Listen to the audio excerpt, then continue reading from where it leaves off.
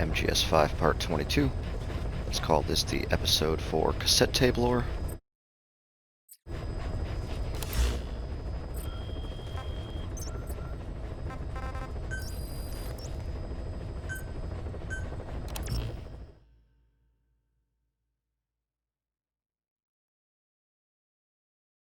Let's go do a deep dive into some of these tapes.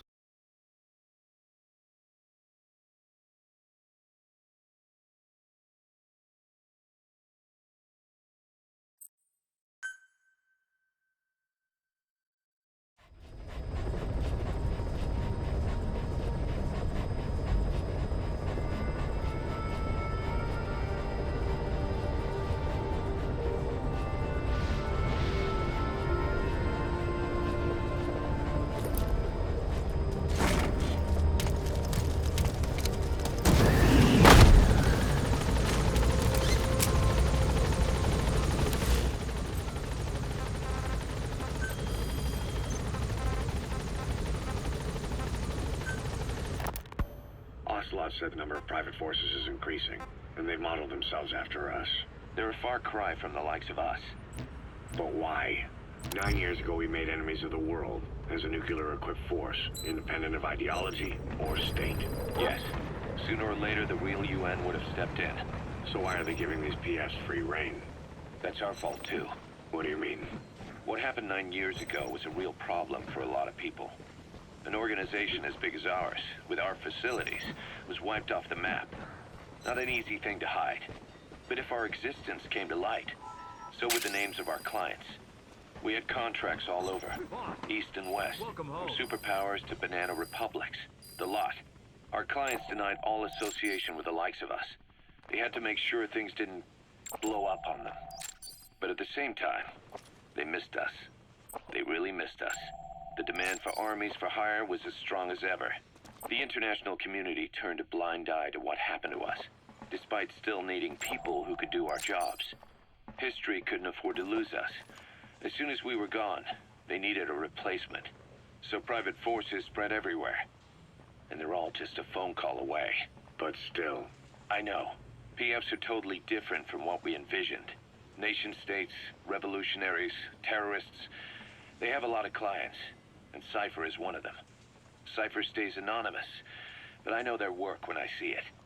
In the eyes of those clients, the world's PFs are all just expendable pawns. The clients don't have to worry about losing their own men. Nobody knows they're involved, and PFs are cheap. In short, the world is chewing up soldiers and spitting them out. Even some of the old Mother Base's survivors are still working for PFs. Some guys created their own smaller forces.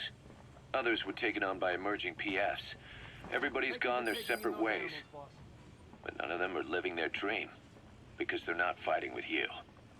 Of course, I tried to headhunt as many of them as I could for Diamond Dogs. It was all a waste of time. They said they weren't interested without you to lead them, but now you're back. And everything's gonna change. We'll unite all private forces under you, transcending nations and economies. What is a nation? Just a patch of dirt. The bonds among us will surpass nations, and that's what'll put the world under our control. We'll establish a new kind of country, redefine the very concept of it. Even Cypher will be below us, an extraterritorial federation of military nations, the United States of Force.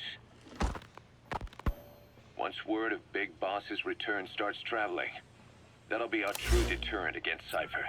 In other words, no one will dare to come gunning for you. How do you figure? Cypher lacks a large-scale fighting force. PFs are the perfect tool for them.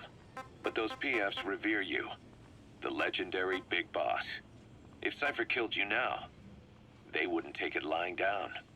Maybe they'd even go looking for revenge, but they definitely wouldn't keep doing Cypher's dirty work, even if it put their lives at stake. That's why it's no longer a benefit to Cypher to get rid of you. The very fact that you're alive is our greatest defense against Cypher. Nice to know. It'll buy us some time while we get back to full strength. Just keep in mind that what I'm saying is generalizing a lot. In practice, the PFs around the world don't know your face. Just declaring that you're Big Boss won't be enough to convince them. And if they see you as an enemy, they'll come at you with everything they've got. Some hero. That's why you need to bring them back to Mother Base. Show them on your terms that you really are the one and only Big Boss. Once you've proven that, they won't hesitate to join us. We were lucky to get our hands on that cyborg arm developer. There's no one in Diamond Dogs who can so much as maintain that thing. Bionic arm, not cyborg, if you go by what he calls it. But you're right, the East is light years ahead in bionics. They can even detect through the skin the slight electrical signals from the brain that order muscles to move.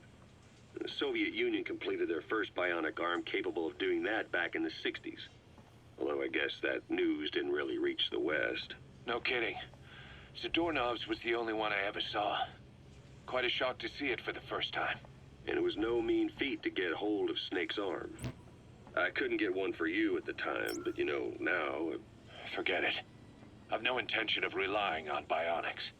Right now I need to keep the pain fresh in my mind. Well, it's your decision. But don't you find it... inconvenient? Not a bit. But the phantom pain... it never lets up. Do you know how many men I saw die that day? There's nothing we can do to bring them back. And you expect me to care about getting a measly arm and leg back? Sorry. But my pain belongs to all our dead comrades. I'll keep living with it for their sake. It'll guide me straight and true until I've gotten them the vengeance they deserve. Speak.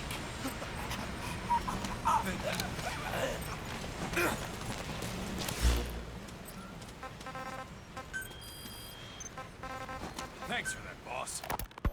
Diamond Dog's intel team specializes in information gathering, mainly HUMINT and SIGINT. They plant scouts and moles in the field. These operatives will blend into the local populace and work under the guise of a resident, or disguise themselves as travelers and ask around for information. They observe targets using various hidden bugs, cameras, and transmitters, and by tapping their satellite and phone communications. Analyzing all this information creates a clear picture of how wars and the PF's fighting them are changing. This data can also be used for threat assessment when deciding whether to accept contracts. Big Boss. And once the boss was dead, he was given the name to signify he had surpassed her. He carried out a one-man infiltration of the Soviet Union, even though he was injured. He's one tough son of a bitch. Yep. But I also heard that Boss was his mentor, and that they were involved. And that was why he turned his back on America. He really has been through hell.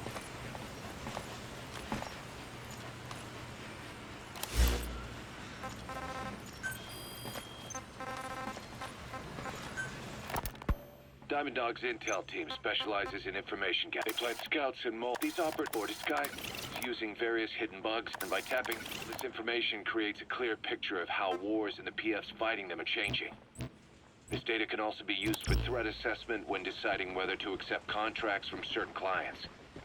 And during missions, the intel team keeps track of target locations and produces FOM predictions, reporting mission-critical information based on real-time remote observation of changes in the AO. What you hear from us over the radio is based on how we interpret the data gathered at the command platform.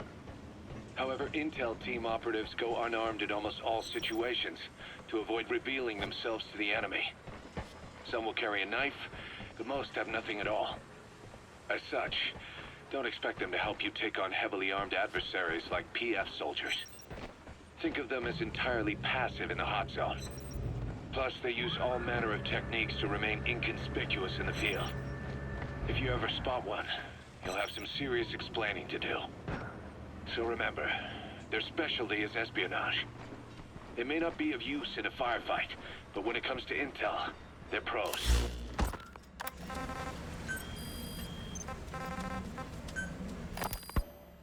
DD makes a pretty good partner, huh, boss? Too early to say. Yeah? Just seeing him come back makes me real proud. What breed is he? He's not a husky. You're right. Siberian Husky is a cross between a Spitz-type dog and a wolf.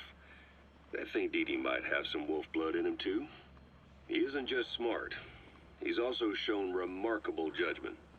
If he doesn't do what you want him to, he's just doing what he thinks is right in the situation. And he's steady under fire. Remember, He's no lapdog, but learn his strengths, and you'll understand each other soon enough. You'll make one hell of a team. Ocelot, why'd you take it upon yourself to train him? Why? Yeah. When's the last time you heard a wild cat raising a dog? I have an eye for him. I knew at first glance he'd make the right partner for you. Huh. And I figured it was about time he got out into the world. So you passed him off on me? There, you see? I knew you liked him. I don't know about that yet. I still think he's trying to figure me out, too. I'll spend some more time with him. You'll see how helpful he can be. What about you? I prefer to work alone. Ocelots don't hunt in packs. Yeah, something like that. Anyway, I'm glad you like him. Dee Dee's really taking to you, too. And to going on your walks. Don't be shy about taking him with you in the future. I'll think about it. It wasn't just Cypher. Back in the Caribbean, every eye in the world was turned on us. A private army, just a bunch of guys with guns, in possession of a nuke? Why wouldn't they be uncomfortable? And that's why you made sure the inspection happened. Well, I thought our best move was to prove to the UN through the IAEA that we had no nuke. Of course, I was against us having it in the first place, but that was Snake's decision. The boss wasn't responsible. Well, don't get me wrong, I still believed in Snake. I thought I was making the best decision for all of us, that's all. I figured we should get a third party to exonerate us before proof of the nuke did get out. And who better to do that than an organization with international authority? So the truth is, you took it upon yourself to agree. The pipes, huh? They're strong enough. Could make for a nice shortcut. Action was a ruse, and Cypher's strike force, XOF, showed up instead. I had no idea that would happen. Enough bullshit! Oh, sure, like I could have known. You know, I was just trying to prove our innocence to the world. What's wrong with that? We're not interested in the excuses you thought up. The truth is objective. Just see it from my point of view. You led XOF to the control tower. They seized it, giving them complete control over the base. Moments later, they detonated C4 on the strut legs. Anyone who'd managed to survive was hunted down by the assault force and their choppers. You can't believe I did that on purpose. That was the end of Mother Base. But it wasn't the end for you. How can you... Look, think about it. I lost something too. I built Zeke and it got buried underwater. I am a victim. That raises the big questions. Why were you the only one spared? You got away without a scratch. Why did Strangelove leave the base on the eve of the inspection? You two were close. Strangelove? And how did you manage to build something that surpasses Zeke in every way?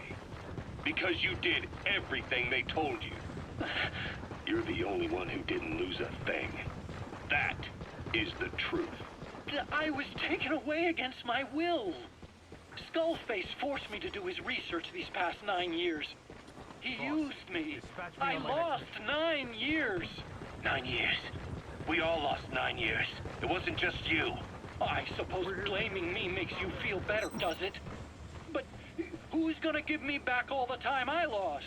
You're not getting anything back. You're not a victim here, Emmerich.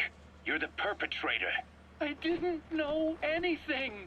Nobody can back that up. Yeah, all the evidence is at the bottom of the ocean. You know the hardest man to break? The type who's fooling himself. That takes time. It's easier to live a convenient lie than a painful truth. Is that the piece you've chosen, Doc? I'm not lying. Of course. Just let me check one or two things. On that day, you were in the control tower with them. Lucky you. That container's filled with raw materials. Looks like they're using those colored bands on the outside to tell the contents apart. Only you. Whatever's in them, they'll come in handy somehow for Diamond Dogs. They had me blindfolded the whole time. I've never been so scared. The whole flight, I thought they'd kill me. But thinking of you kept me going. My comrades, all the way. And? There was a plane journey, and then we traveled by road. When they finally finally took off the blindfold, I was in kind of a warehouse, on the floor. Afghanistan. It was that research lab. I couldn't believe they'd taken me halfway around the world. And soon enough, he came. Skullface. He's the one who's really behind that Mother Base attack. He forced me into that research. What kind of research? He told me to build a bipedal walking tank for the Soviet Union. Like Peace Walker. A system that could fire an ICBM-class nuclear weapon. That's how the Sahelanthropus project got started. Sahelanthropus. Those AI weapons I'd made in Costa Rica were like toys by comparison. A whole world apart from reptilian four-legged crawling and that ridiculous hunched-over bipedal waddling. My design evolved to the dawn of mankind. Sahelanthropus, the first steps towards humanity. An upright bipedal weapon system. Originally, Sahelanthropus was going to be a manned weapons platform. I designed a cockpit in its head, and I planned to fill it with water as a buffering agent. Like how Paz modified Zeke for human control. Don't compare me to some amateur. I designed it for human control from the beginning. The problem was miniaturizing the posture control AI. You remember the reptile pod? The AI that controlled your unmanned weapons. Attaching it externally makes it vulnerable, so this time I wanted it beneath the armor. Meaning I had to make the AI smaller. I got it down to less than 1/10 the size without any loss in computation speed. But it was still too big for the cockpit. There wasn't enough room for the pilot. If I made the head bigger, its body would have to be bigger to support it. Too big to be practical. In the end, human piloting was taken off the table. I tested a remote control system too, but there was the time lag and I wasn't satisfied with its precision either. Plus, it would be useless if the enemy jammed it. So next, I went back to trying an AI-only system. To do that, I had the AI pods recovered from Nicaragua. This was a hybrid AI, a combination of Peace Walker's reptile and mammal pods. The only AIs that had ever successfully operated an unmanned nuclear weapon system. Really? You'd need some help to get that working. Expert help. Did you work with someone? I worked alone. You did that yourself? Well, that's the thing. The AI didn't pan out in the end either. But I did finally get Sahelanthropus walking by folding over its upper body to lower its center of gravity. The first upright bipedal locomotive weapon system in the history of mankind. I guess, technically it falls into the anthropoid ape category. I don't see the benefit of having it stand taller. On terrain with significant differences in elevation like Afghanistan, you need a body that's vertically adaptable. That also lets it attack from long range while using mountain ridges for cover. So, making it walk upright was the most important factor in giving it superior height capability. As the name suggests, that was the whole point of Sahelanthropus. But I was being pushed for results. Having the AI mounted externally would have been the fastest way to get it working. I just needed more data so it could maintain its balance. But Skullface refused to wait. He dismissed the idea of AI control and took Sahelanthropus away from me before I could finish it. But it was walking when it came after you. That's just it. I don't understand how Skullface got it to move upright, without a pilot or an AI. And walking at that speed, too. Fucking Psycho Mantis. It's beyond anything I could have imagined. This is like the Wright brothers making it to the moon. I'm just as clueless as you are. So this Sahelanthropus, where is it now? I have no idea. All my experiments took place at that cave. I've never seen it anywhere else. Besides, it's still just an incomplete prototype at this point, and nothing but a paper tiger. Even if it can walk, it's far from being a viable weapons platform. It wouldn't be useful in actual battle. Emmerich will remain here at Mother Base for now, but not as a member of Diamond Dogs. I still don't trust him. That work for you? Fine by me. He can't be allowed any contact with staff either. Yeah. A lot of the guys would love some payback for 9 years ago. We still need him alive. But we have to restrict his movements. He can only go where we tell him. And of course, the interrogations will continue. He worked for that skull bastard for nearly a decade. He still has more to tell us. How long are we gonna press him? If our investigation shows he really had nothing to do with the attack, we'll reconsider his place here. But I don't expect that to happen. Remember that water tank-shaped object in Emmerich's lab in the Soviet base camp? The thing that started talking to you like a possessed answering machine. That was a pod built for housing the AI used to control unmanned weapons. You remember, back in '74 in Costa Rica. It was in those machines you fought there. They were designated Pupa, Chrysalis, Cocoon, and Basilisk. And each of them was fitted with an AI unit called a reptile pod. Emmerich created it. It mainly handled the machine's posture control and autonomous behavior. But the Basilisk, aka Peace Walker, also featured a second AI pod.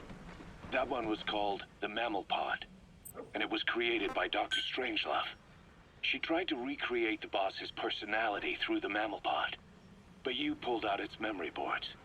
That's when it transferred its own functions to its reptile pod. Just like a human brain compensating for damage by using the remaining healthy parts. The result was a unique entity, a hybrid of the reptile and the mammal. It sank to the bottom of Lake Nicaragua with Peace Walker. But apparently they salvaged it and transported it to that lab. Don't let it deceive you, Snake. It may sound like the boss, but it has neither a personality nor a will. Like Emmerich says, it's just a machine.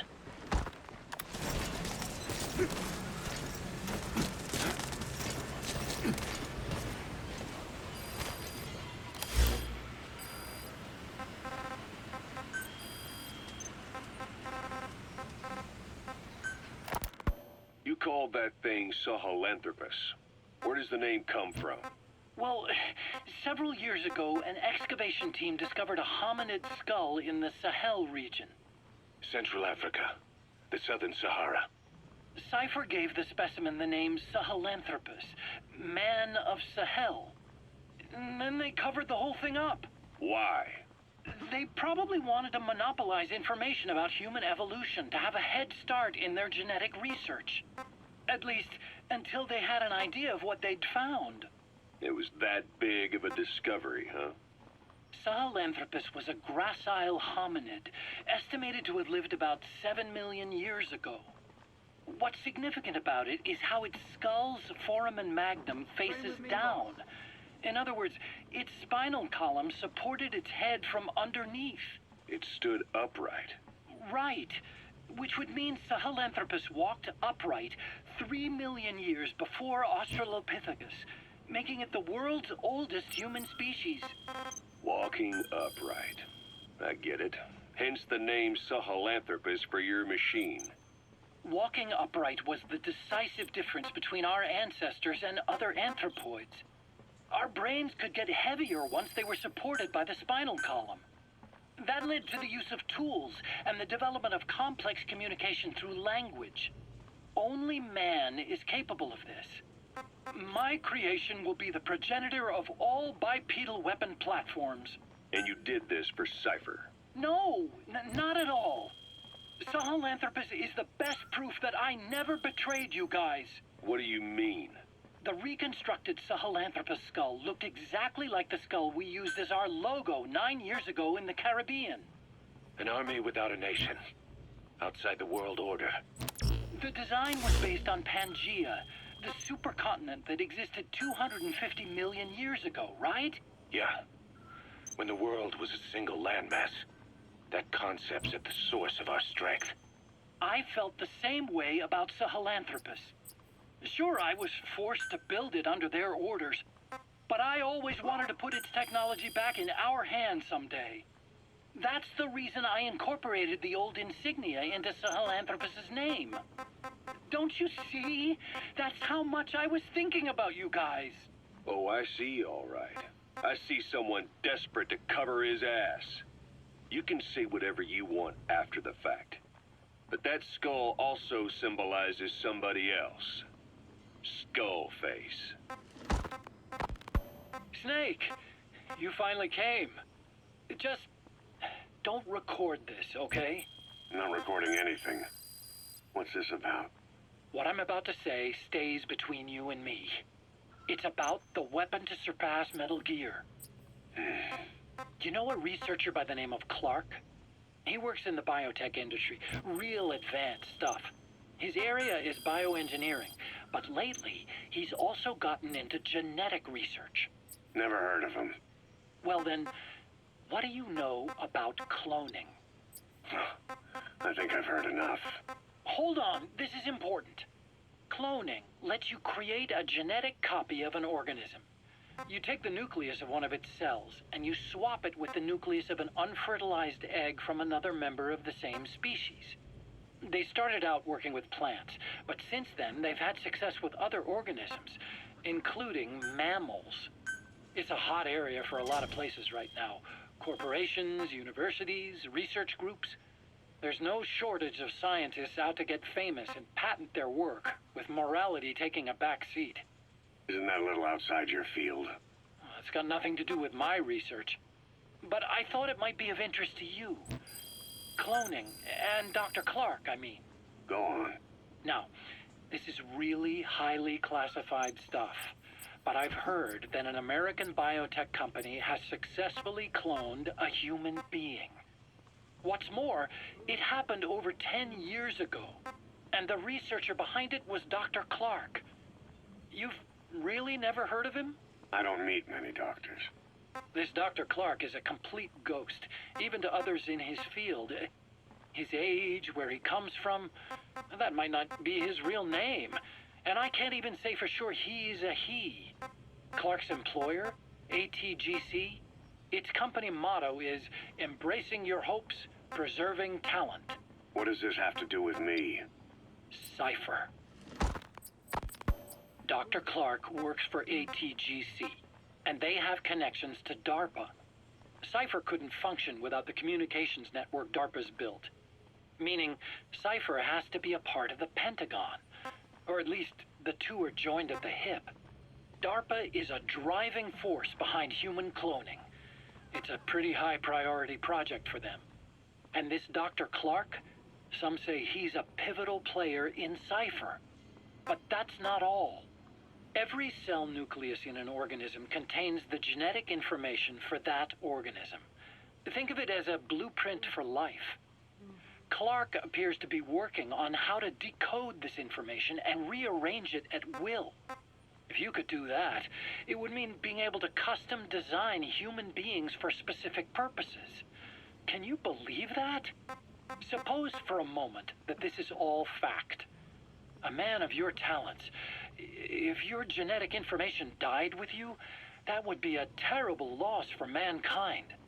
But what if mankind could preserve you for future generations by cloning you? All right, enough. I get the idea. Look, I know it's inductive reasoning, but this weapon to surpass Metal Gear they're developing in Africa, I believe it's something that uses this new technology. Speaking as a fellow scientist, it chills me to the bone. That's rich coming from you. If genes serve as our blueprint, then I wonder if they include an impulse that drives us to tweak the design. Can you imagine that? Genes, encoded with information that wants its children to decode it. Is life itself putting the direction of our next evolution in the hands of scientists? I guess it would take some real arrogance to believe that. And yet, it could be what Cypher's after. I think you're barking up the wrong tree. But that was an interesting story. It'd make a good movie. You have to believe me. Where'd you hear all this anyway? Where? I just overheard it in bits and pieces while I was forced to do that research for them. Right. Wait a minute. Look, I want to help you. I want to be of service here. I'm risking my life with this. Is that so? Maybe it's time we brought someone else into the conversation. No, not him. Not Ocelot. You can't do this.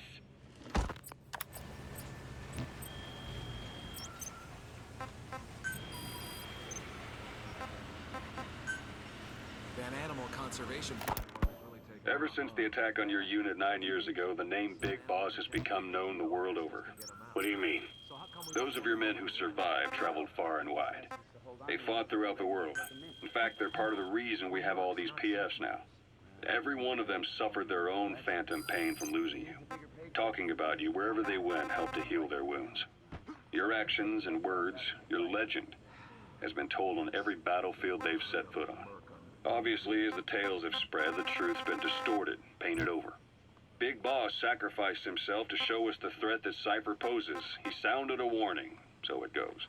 A warning? Too much power destroys the hands that hold it.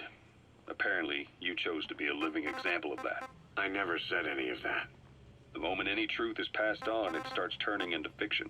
The problem is, fiction inspires people more than facts. To the world, you're now the legendary mercenary Big Boss. The lessons you've taught the PFs are the reason they're so widespread. They're the reason they've survived. And you know what they all aspire to? To one day go nuclear, just like you did, and stand up to Cypher. Of all the stupid things you could do. They'll never understand what you really wanted. Heroes are misunderstood. It takes a man of the same caliber to understand what drives them. Bottom line is, these guys want to be like their hero, Big Boss. And deep down, they all have their eyes on nuclear weapons. They say that a nuke is the only means of standing against Cypher. But these days, it's becoming little more than a slogan to rally the troops and survive in a cutthroat business.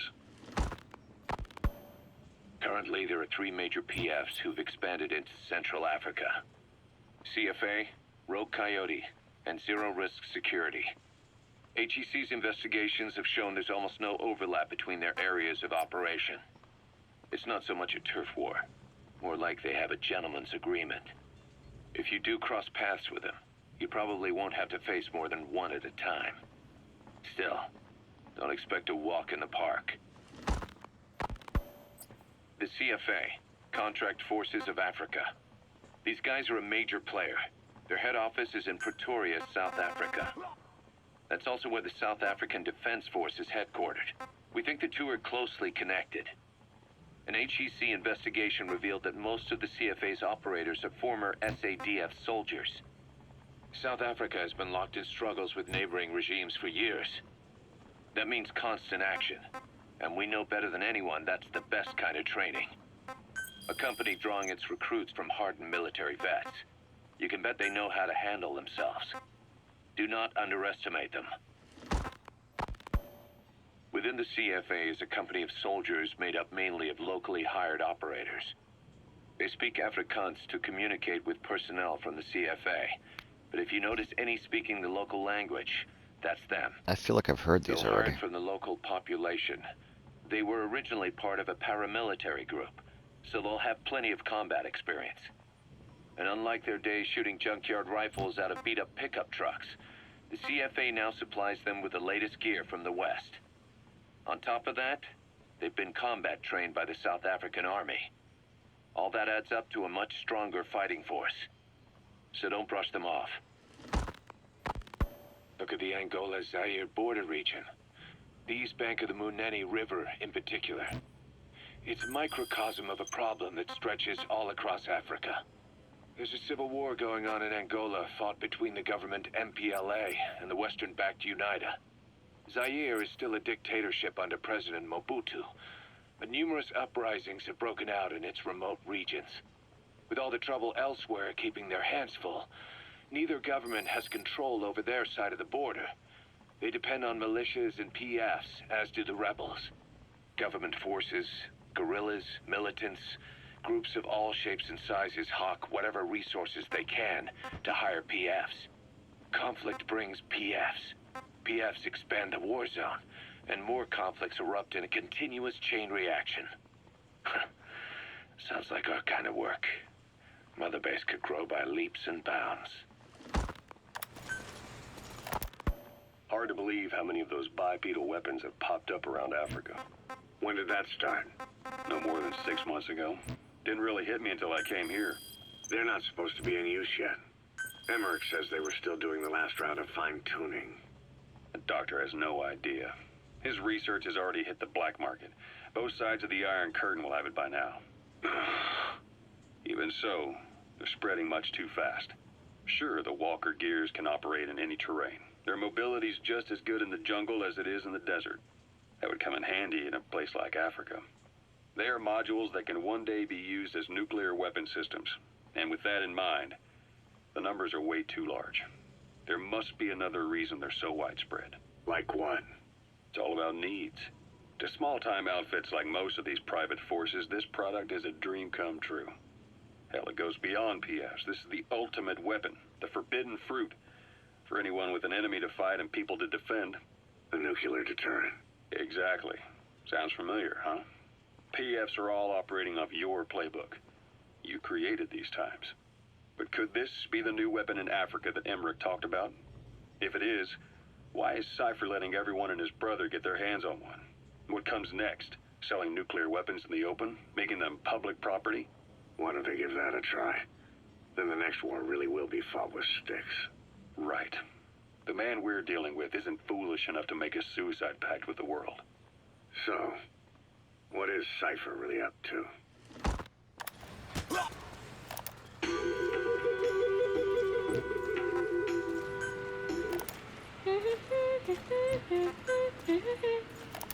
Run, Povision!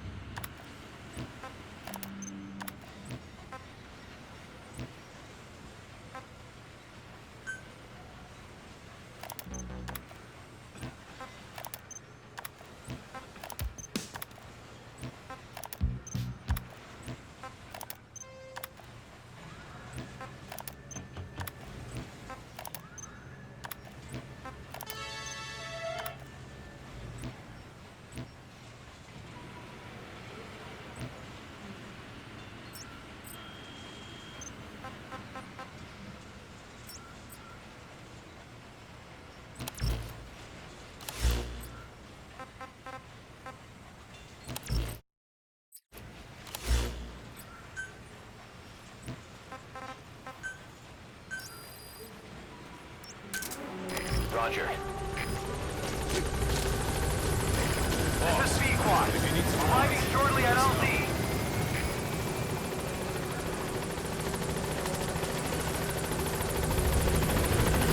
This is Sequad. On station at LZ.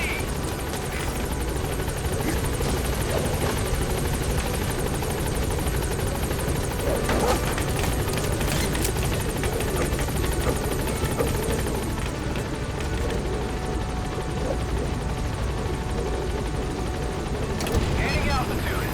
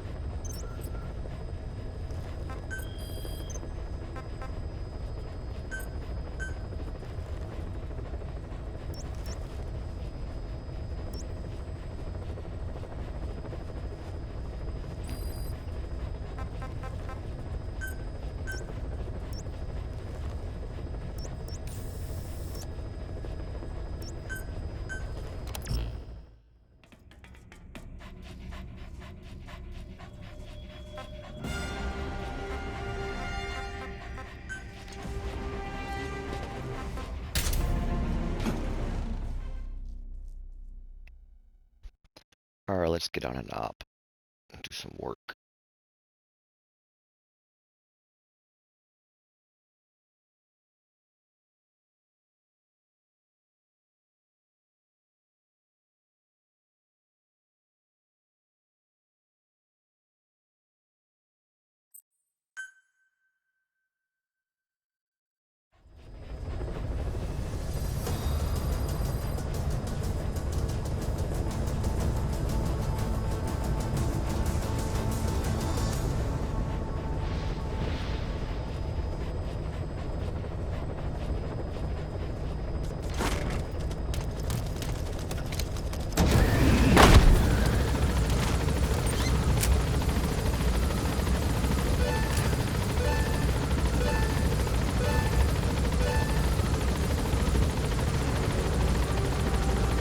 Yeah, now we're talking.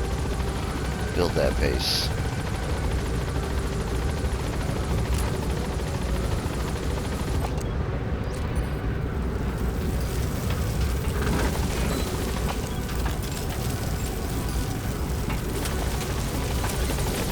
Be careful down there, boss.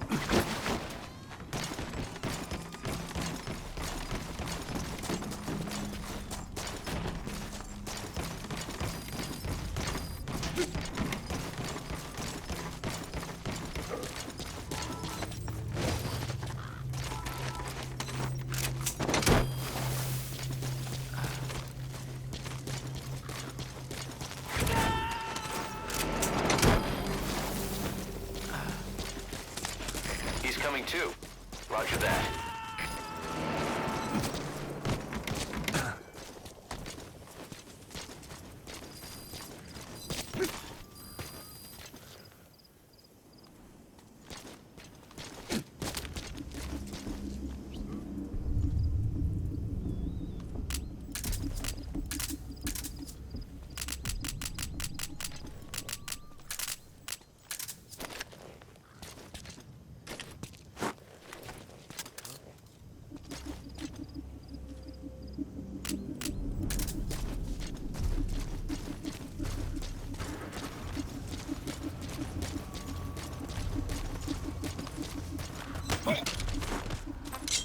Spit it out.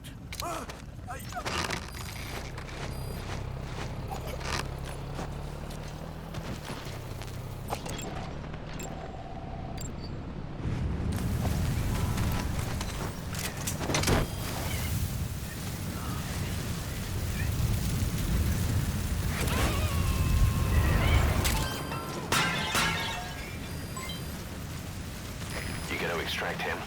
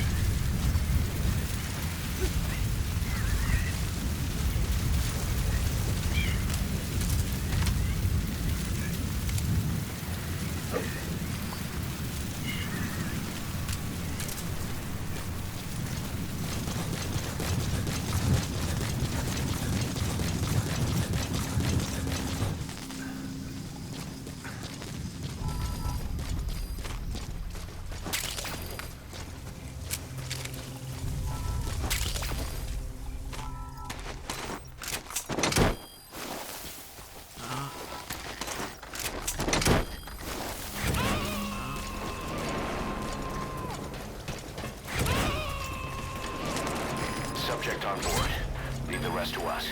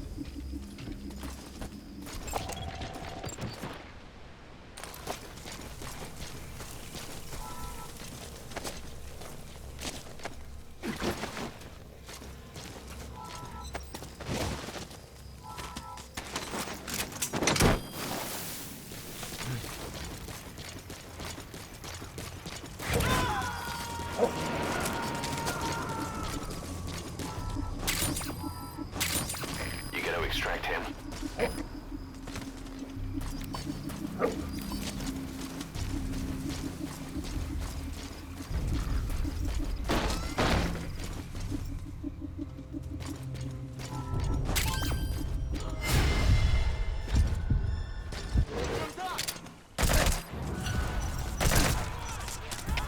Всем боевым группам! Это кафе! Все подразделения! На боевые позиции! Повторяю! Все подразделения! На боевые позиции! Прошу поддержку!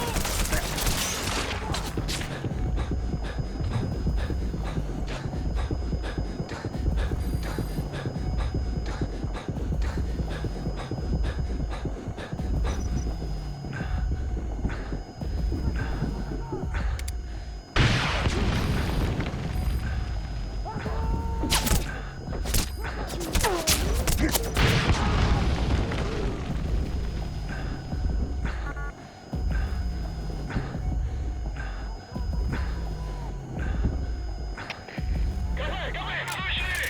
Мы под сильным огнем! Нужна помощь! Прям! Это кафе! Понял! Приказ всем группам! Отправить все резервы на подкрепление! Конец связи!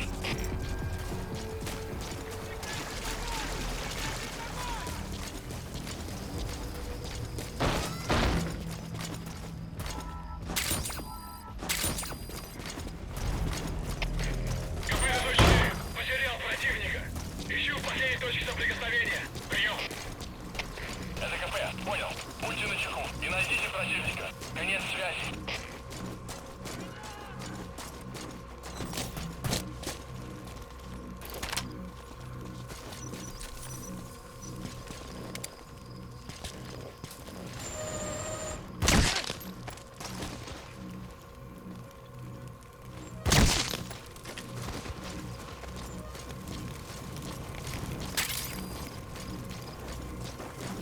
Тебя поймал!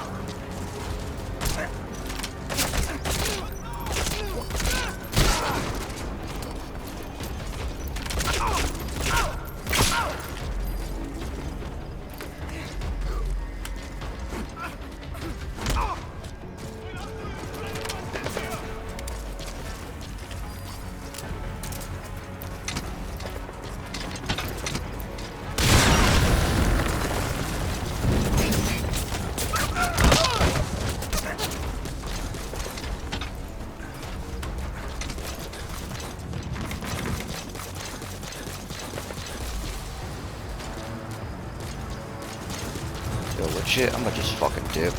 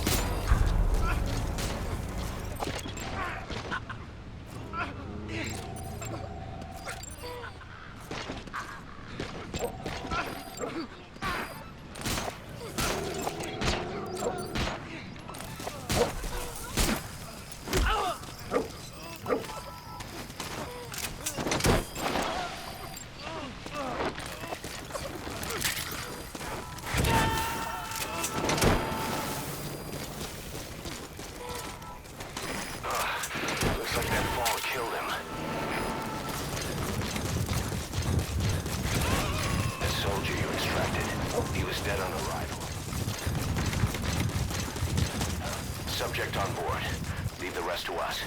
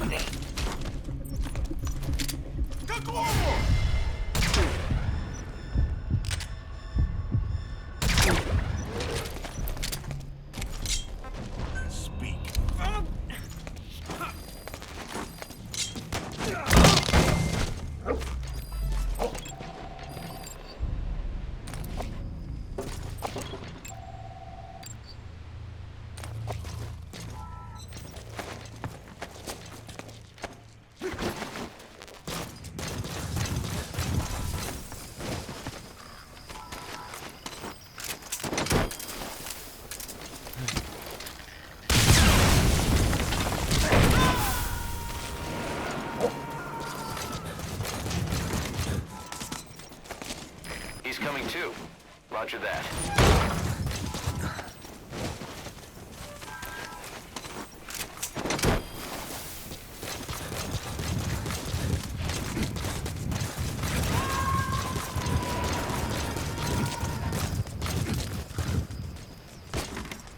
You gotta extract him.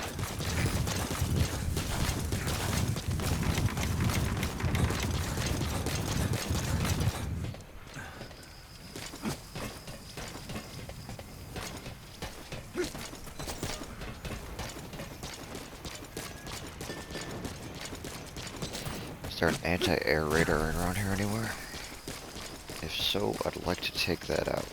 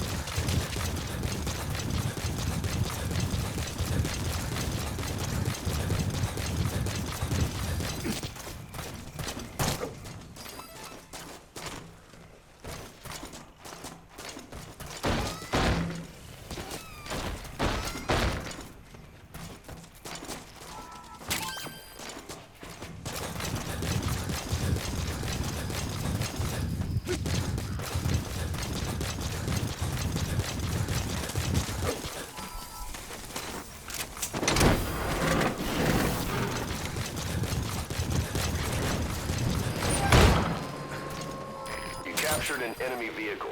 Just like weapons and items, you can use your iDroid to have vehicles you've extracted airdropped in. You can also let members of the combat unit use them on dispatch missions.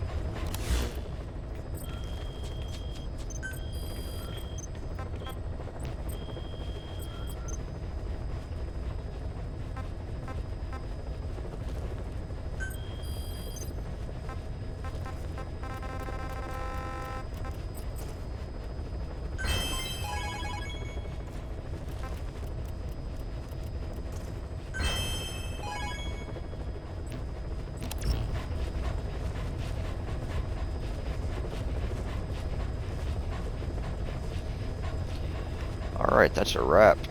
I am out.